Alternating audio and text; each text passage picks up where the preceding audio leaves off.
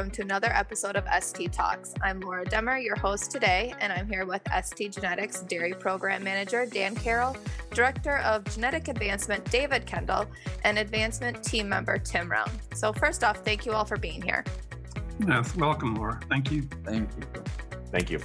Today, we will be getting an overview of the December proof run. So to start, Dan, could you just give us a short summary of what we saw for STgenetics on the Holstein side of things? Yeah, excellent. First off, obviously there was a little trend that David will come in to talk about with maybe some slight trends down in overall TPI and net merit to most bulls. But what ST saw this time was maybe a strengthening of the elite bulls that have been the pillars of our sire program here in Carrol and Nashville now. With those bulls adding a little bit more data, becoming more proven with more daughters longer in milk, it has allowed their sons, grandsons, it's allowed their daughters and granddaughters to have more of a consistent impact in our program with the genetics that is coming through them as well. So those two bulls become much more of a foundation strengthens all of their genetics related to them as well. In addition to that, we've had some new and exciting bulls that have come through the program unrelated to them that have gotten proofs as well. But in general here, the lineup now is strengthened because you've created some bulls that are in their creation or in their production capability time. And that's where our strength is really in comparison to the bull studs, competitor bull studs right now. We're really excited about that age group of 15 to 30 month age group bulls. That's really where some of the strength and power that STgenetics has offering to customers is at today with the proof run. Fantastic. Looking forward to learning more about that. But before we get any further into ST specifics, David, could you just tell us a bit about the spread we're seeing in net merit and TPI? There seems to be a bigger spread in those numbers than there used to be. Correct. We first noticed that in August when we had the change in the emphasis in net merit. TPI still has an equal weight on protein and fat. Net merit moved a little bit more that way, but what happened with net merit was that there was a greater economic value put on each unit of fat and protein, and that was one of the things that really caused a distinction that we started to see back in August. We used to see 98, 99% correlation between TPI and net merit. August, we saw that started to drift down. And right now, especially in the top 100, you see kind of a radical restructuring of the correlation of the top 100 between TPI and net merit is not high. It's about 51%. And we've never seen anything that low before. It's got to do with that emphasis, the difference in the emphasis on protein. But the other thing that we believe that it's related to is that the difference in the emphasis on udder composite. And Holstein has been really trying to get a handle on the body score composite, trying to make the animals smaller. But they still have this correlation between udder depth and stature, which impacts udder composite. And we think that's really what you're beginning to see right now. It dings a few bulls that we think are much better bulls than their TPI numbers are showing right now. We're not complaining, but a bull like Carrol, who has tremendous capacity in his udders, he's got the frames to carry him. He gets dinged a bit more on udder depth compared to some of the other bulls that are taller and longer. And that's something that we think is a problem with the way the Holstein classification system works and the way TPI works. And we're really seeing that show up right now in these distinctions between the two rankings, between TPI and net merit. It's going to confuse people. That is for sure. Well, thank you for that explanation, David. Tim, are there any new sires that stood out to you that had a good run this time that you think are going to be good performers for producers? Yeah, so probably the most exciting bull that added some daughters this time was Twitch. Twitch has been a popular bull for us the last couple of years. He's a very good customer satisfaction bull, solid production, solid components, 1.5 in type. He added 19 daughters to his proof here in 10 different herds, so we're very excited for what he has coming here in April. What's exciting about Twitch, we released some of his best sons here in December. A bull called Morning, he's 3,014 TPI, 1040 net merit. Maize, he's 2974 TPI, he's almost 2,000 pounds of milk, 1.84 on type. Another one is Darien, he's 2971 TPI, 1023 net merit, and 1515 of milk. I think these sons of him are very complimentary of what Twitch brought to us a couple years ago when we released. So we're very excited for what the future holds for Twitch. Nice. That's really great. So Dan, can you just give us you started to touch on this prior, but can you just give us some more details on the sires who made the proven list this time? Yep. Again, as we look back here in the last 5 years, the evolution of creating a lineup that has proven bulls to go along with the young genomic bulls that the engine has always been creating is exciting to see those bulls meet that maturity today. There's some bulls that have that have been instrumental in the program, like Mr. Superhero Dedicate 3551 HO 3590. This is a superhero or the superhero that goes back into the same cow family that created Delta and Dante that are still in your lineup there as well. So that delicious family keeps rolling and keeps turning things out. What's really, really important about Dedicate is he's your connection to air. And now you've got air sons like Xerox coming along in the program as well, too. So that bull was very excited to see. We were also able to get a proof on Rapid. Not only is Rapid a bull that's been a customer satisfaction bull in multiple countries, but he's also one of your breed leaders for EcoFeed at 108. So Rapid 3591, this will be another bull that customers around the world will really appreciate.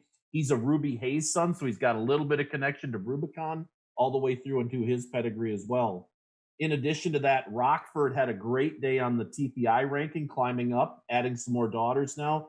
And that bull's been a very solid bull. He's in the same pedigree breakdown as what Carrol would be, as they're both Charlie sons as well. So a lot of excitement there.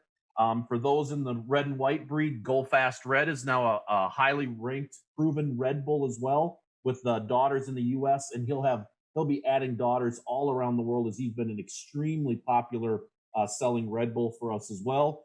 Then of course Nashville was adding some more daughters that we've already alerted to, and then even some young bulls like Mr. Wings Norton added some daughters here and is rolling very nicely, along with a really, really nice balance bull by the name of Aristocrat. So lots of excitement of bulls coming through the system, proven bulls, bringing some more diversity to our lineup, in addition to the founding bulls like Delta and Rubicon and Dante, who are over 100 months of age now. So when you look at bull lists today, we get all excited about these 12, 13, 14, 15-month-old bulls.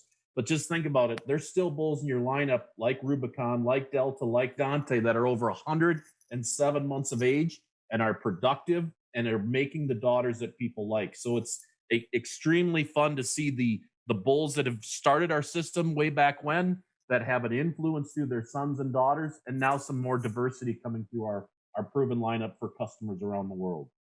That's extremely impressive, and that's a lot of genetics to be excited about.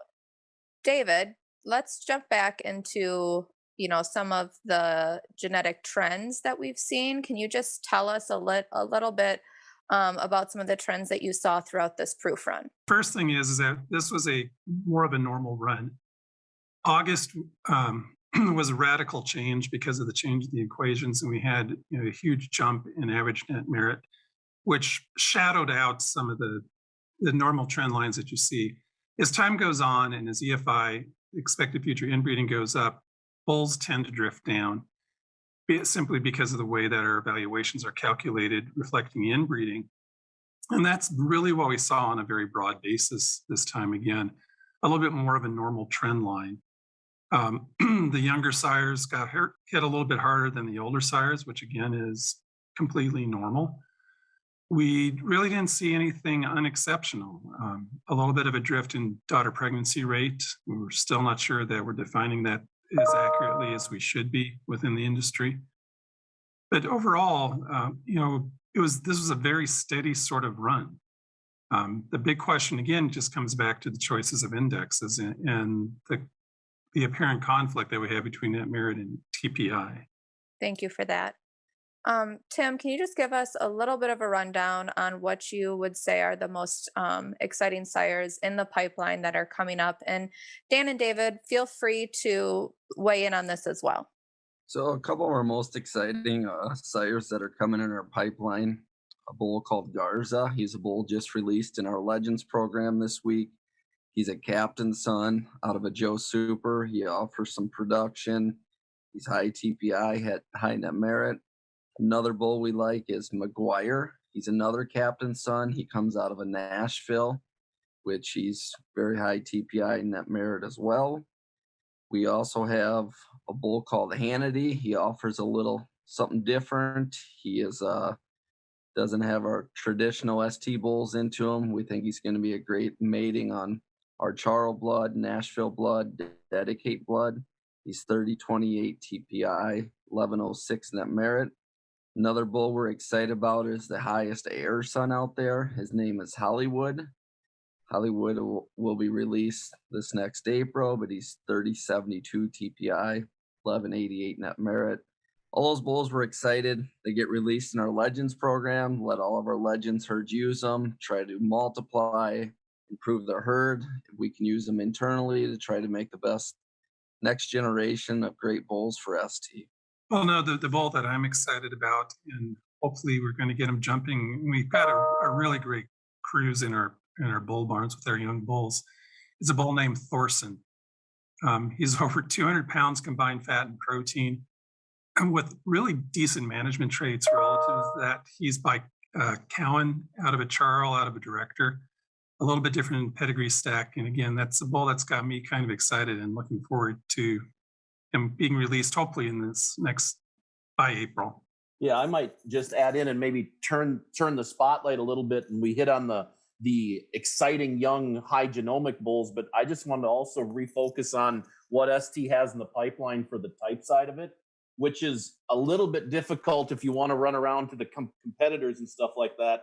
We have 3 bulls over 4 points on PTAT type in the lineup in Melio, Perennial, and Laser, who's also a red carrier bull. So very exciting there. And then recently we brought in what I call just some of those bulls that kind of hit that Delta Lambda world where you want that balance of I want production with really nice type, and bulls like Careful and Hatchet and Lustrous PP have just come into the lineup now and are just getting into that strong semen production ability as young kids.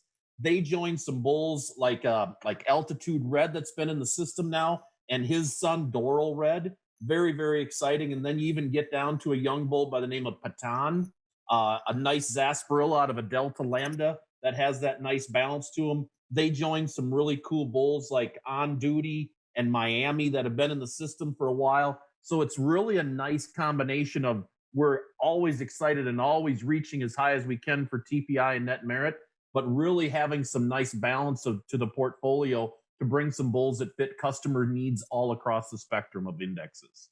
Right. Just, I guess, reiterating what you've said a few times, Dan, having a, let's say, complete and inclusive portfolio for our STgenetic customers is something our genetic team continues to try to produce. And I think this proof run continues to prove just that. I just want to say thank you all again for your insight into this genetic evaluation, for the details on the new and exciting sires ST has to offer, for the insight into the proven sires we already have, and for the index explanations as well. Thank you, Laura. We appreciate it. Thanks, Laura. Appreciate it. Thanks, Laura. Thank you. This was another episode of STtalks. You can find all of our episodes on your favorite podcast platform.